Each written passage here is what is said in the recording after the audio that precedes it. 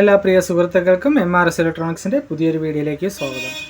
ഇന്ന് നോക്കുന്നത് Samsung top load washing മെഷീൻ്റെ 12 സ്വിച്ച് വരുന്ന PCB ആണ്. ഇത് നോ പവർ ഇഷ്യൂ ആയിട്ടാണ് വന്നിരിക്കുന്നത്. ഞാനിവിടെ പവർ കൊടുത്തിട്ടുണ്ട്, പവറിൽ വരുന്ന പവർ കൊടുത്തിട്ടുണ്ട്. നമുക്കിതൊന്ന് പവർ പ്ലഗ് ചെയ്ത് നോക്കാം. ഓക്കെ, ഞാൻ പവർ കൊടുത്തിട്ടുണ്ട്. പവർ കൊടുത്തിട്ടുണ്ട്. ഇനി ഞാനിതിൽ പവർ സ്വിച്ച് പ്രസ് ചെയ്യുന്ന ഇത് ഓൺ ആവുന്നില്ല. ഓക്കെ, ഇത് പവർ സ്വിച്ച് പ്ലഗ് ചെയ്തിട്ട് ഇത് ഓൺ ആവുന്നില്ല. നമുക്കിനി ഇതിൽ എത്ര വോൾട്ടേജ് AC വോൾട്ടേജ് വരുന്നുണ്ടോ ഇല്ലയെന്ന് ചെക്ക് ചെയ്യാം. AC വോൾട്ടേജ് 238 വോൾട്ട് വരുന്നുണ്ട്. ഇനി ചെക്ക് ചെയ്യേണ്ടത് AC വരുന്നുണ്ട്. ഇനി ചെക്ക് ചെയ്യേണ്ടത് ഇത് പ്രവർത്തിക്കാനുള്ള വോൾട്ടേജ്, അതായത് 5 വോൾട്ട് വരുന്നുണ്ടെന്ന് നോക്കണം. 5 വോൾട്ടിൻ്റെ റെഗുലേറ്റിംഗ് AC ആണ് ഈ ഇരിക്കുന്നത്. അപ്പോൾ 5 വോൾട്ട് വരുന്നത് നമുക്ക് ഈ ഒരു കണക്ടറിൽ തന്നെ ചെക്ക് ചെയ്യാൻ പറ്റും.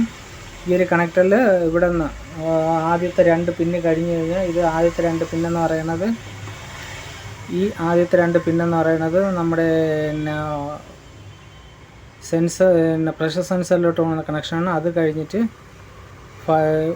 5 വോൾട്ട് ഗ്രൗണ്ട് ഡോർ സ്വിച്ചാണ് പിന്നീട് വരുന്നത്. അപ്പം നമുക്ക് ഈ 5 വോൾട്ട് ഗ്രൗണ്ട് ഇവിടെ നിന്ന് തന്നെ കിട്ടും. അത് രണ്ടും ഒന്ന് ചെക്ക് ചെയ്ത് നോക്കാം.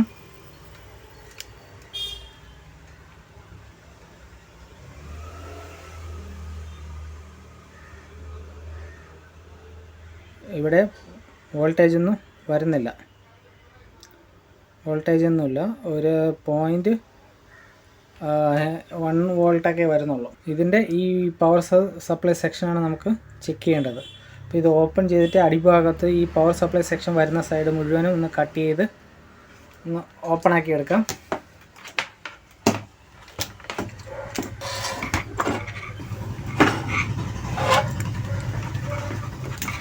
ഇവിടുത്തെ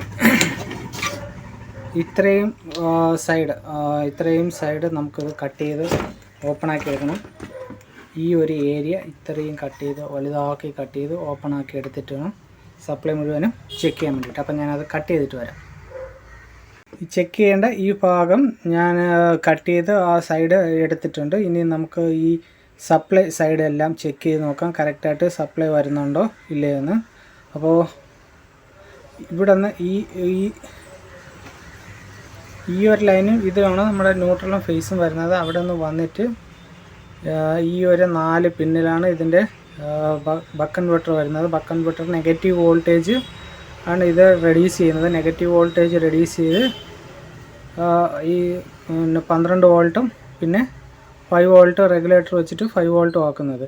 അപ്പം നമുക്ക് ഇവിടെ നിന്ന് ചെക്ക് ചെയ്ത് വരണം, ഈ ബക്ക് കൺവെർട്ടർ പ്രോപ്പറായിട്ട് വർക്ക് ചെയ്യുന്നുണ്ടോ ഇല്ലയോ എന്നൊക്കെ ചെക്ക് ചെയ്യണം. അപ്പോൾ ഞാൻ സപ്ലൈ കൊടുക്കുന്നു. സപ്ലൈ കൊടുത്തിട്ട് ഞാനൊന്ന് ഓൺ ചെയ്ത് നോക്കാം. ഇപ്പോഴും ഓണല്ല. നമുക്ക് ഇവിടെ AC വെച്ചിട്ട് AC വോൾട്ടേജ് 337 വോൾട്ട് ഉണ്ട്. ഇത് കഴിഞ്ഞിട്ട് പിന്നെ ഈ പവർ സപ്ലൈയുടെ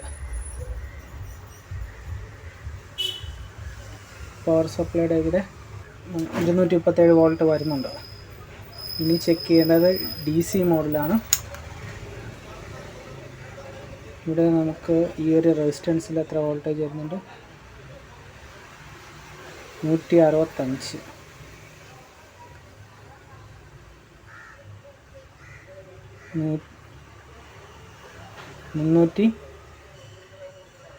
320 വോൾട്ട് വരുന്നുണ്ട്. ഇവിടെ 328 റെസിസ്റ്റൻസിൻ്റെ ഇവിടെ 328 വരുന്നുണ്ട്. ഇനി നമുക്ക് 12 വോൾട്ട് ലൈന് ചെക്ക് ചെയ്യണം. അതിന് ഈ ഒരു കപ്പാസിറ്ററിലാണ് ചെക്ക് ചെയ്യേണ്ടത്. ഇവിടെ 2 വോൾട്ടാണ് കപ്പാസിറ്ററിൽ വരുന്നത്. 5 വോൾട്ട് എന്ന് പറയുന്നത് ഒന്നുമില്ല. ഇവിടെ എഴുതിയിട്ടുണ്ട്. അപ്പോൾ നമുക്ക് ഈ ബക്ക് കൺവെർട്ടറിൽ 328 വോൾട്ടേജ് വരുന്നുണ്ട്. അപ്പോൾ ഈ ബക്ക് കൺവെർട്ടറാണ് ചെക്ക് ചെയ്യേണ്ടത്. ഈ കറുത്തിരിക്കുന്ന ഈ മൊഡ്യൂളിൽ നിന്ന് ഔട്ട്പുട്ട് സപ്ലൈ വരുന്നില്ല. നമുക്ക് ഇനിയൊരു കാര്യം കൂടെ ചെക്ക് ചെയ്യാനുണ്ട്. ഇതിൻ്റെ ഇവിടെ എവിടെയെങ്കിലും ഷോർട്ടിങ് ഉണ്ടോയെന്ന് നോക്കണം. 5 വോൾട്ടിൽ ഷോർട്ടിങ് ഇല്ല. 12 വോൾട്ടിലും ഷോർട്ടിങ് ഒന്നും കാണുന്നില്ല. ആദ്യം നമുക്ക് ഈ ഒരു ബക്ക് കൺവെർട്ടർ അഴിച്ചെടുക്കാം.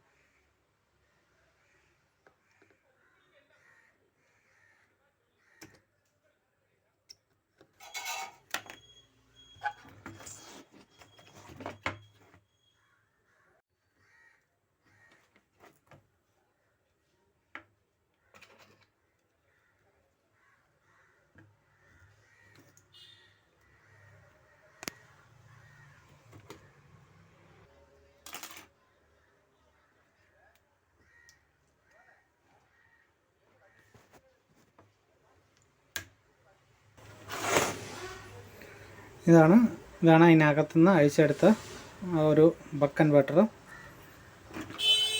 മിക്കതിലും ഈ ഒരു ബക്ക് കൺവെർട്ടർ കംപ്ലൈൻറ്റ് വരാൻ കാരണം ഇതിൻ്റെ ലെഗുകളാണ്. ഇതിൻ്റെ ലെഗുകൾ എപ്പോഴും ഒടിഞ്ഞൊടിഞ്ഞ് പോകും. വളരെ നൈസായിട്ടുള്ള ലെഗുകളാണ് ഇതിൽ വരുന്നത്. ഇത് കണ്ടോ,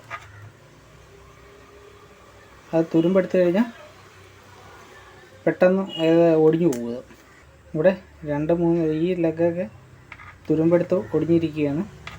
ഇനിയിപ്പോൾ ഇതിൽ ചെയ്യുന്ന കാര്യം എന്താണെന്ന് വെച്ച് കഴിഞ്ഞാൽ, നമുക്ക് ഇത് മൊത്തം ക്ലീൻ ചെയ്തിട്ട് ഇതിൽ നല്ല രീതിയിലുള്ള ലെഗ് നമ്മൾ സോൾഡർ ചെയ്ത് പിടിപ്പിക്കുക. എന്ന് വെച്ച് കഴിഞ്ഞാൽ നമ്മുടെ ഈ കമ്പോണൻസ് റെസിസ്റ്റൻസിൻ്റെയൊക്കെ ലെഗുകളുണ്ടല്ലോ, ആ ലെഗ് ഇതിൽ ഓരോന്നിലായിട്ട് പിടിപ്പിച്ചിട്ട് തിരിച്ച് ഇതേ കണക്ക് തന്നെ ഫിറ്റ് ചെയ്ത് ഒന്ന് ഓൺ ചെയ്ത് നോക്കണം.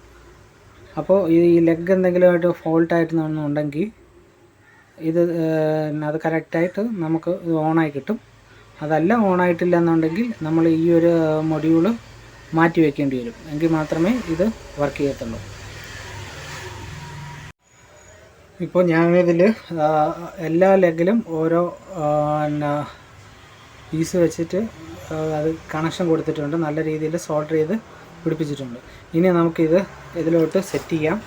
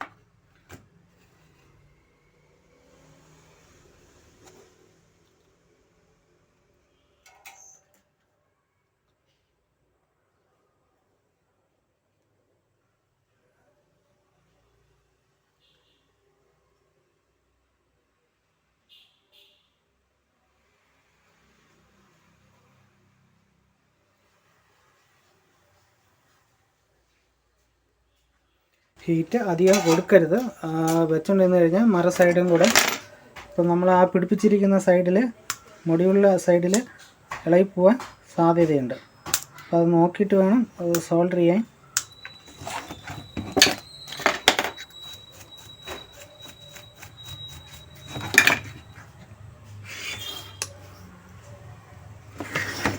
ഓക്കെ, ഇതിപ്പോൾ നല്ല രീതിയിൽ ഇവിടെ സെറ്റായിട്ടുണ്ട്. പിന്നെ നമുക്ക് ഒന്നും കൂടെ പവർ കൊടുത്ത് ഓൺ ചെയ്ത് നോക്കാം.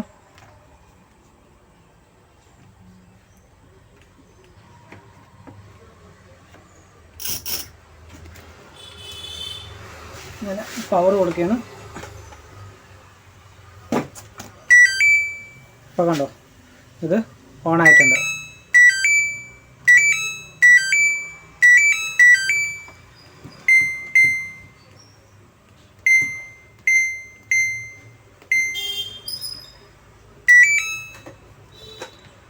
അപ്പോൾ ഈ ബോർഡ് റെഡി ആയിട്ടുണ്ട്. ഇതിൻ്റെ പ്രശ്നം, ഇതെനിക്ക് നേരത്തെ ഇതേണക്കുള്ള പ്രശ്നം കിട്ടിയിട്ടുണ്ടായിരുന്നു.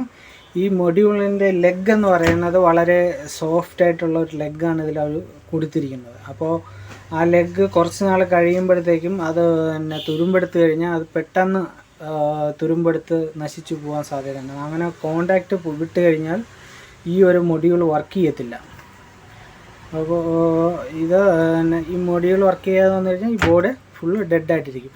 അപ്പോൾ ഇതേപോലത്തുള്ള ബോർഡുകൾ വരണ സമയത്ത് പവർ സപ്ലൈ ഉണ്ട് എങ്കിൽ നമ്മൾ ചെക്ക് ചെയ്യേണ്ടത് വേറെ കാര്യങ്ങളാണ്. പവർ സപ്ലൈ വരുന്നില്ല, അതായത് 12 വോൾട്ടും 5 വോൾട്ടും റെഗുലേറ്റ് ചെയ്യുന്നില്ല എന്നുണ്ടെങ്കിൽ, റെഗുലേറ്റ് ചെയ്യുന്നില്ല പക്ഷേ 320 വോൾട്ട് ഈ മൊഡ്യൂളിനകത്ത് പോകുന്നുണ്ട്. ആ ഒരു സാഹചര്യത്തിൽ നമ്മൾ ഈ ഒരു മൊഡ്യൂൾ ഇളക്കിയിട്ട് ഇതേ കണക്ക് ലെഗ് ഒട്ടിച്ചതിന് ശേഷം തിരിച്ച് ഫിറ്റ് ചെയ്ത് കഴിഞ്ഞാൽ അത് ഓണായിക്കോളും. പെട്ടെന്നൊന്നും ഈ മൊഡ്യൂൾ കംപ്ലൈൻറ്റ് വരത്തില്ല. അങ്ങനെ ഒരു മൊഡ്യൂളാണിത്.